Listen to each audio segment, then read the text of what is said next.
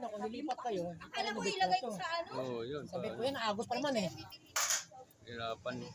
Hindi na maanuhan talaga. Nasundot naman. Diba Pero yung ang drainage talaga sa tubig. doon talaga kasi isang linya lang. Mababa na yan eh. Yung sa likod, saka yung isa lang, Doro sa Oo. no? Isa lang, isa lang eh. Isang daanan. Ngayon, yung doon sa may kanal, Oo. mababa na masyado, kaya parang napaka ng burak. Ah. Ah, kahit ano, basta tanglad. Oo. Ay, kaya sabi ko pag ano, itabaka ko na lang kasi trabaho ko ukay. Hindi. Diretso. Dapat ano muna, wala muna nag-uupa. Sabi pinapaano nga namin eh, malipat eh. Lipat Sabi na. niya, kuya, nano pa naman, naabos pa naman. Ay, hindi man siya pala nag-ano. Sige, bahala kayo. Oo, yun. Kasi sinunod ko na yun eh.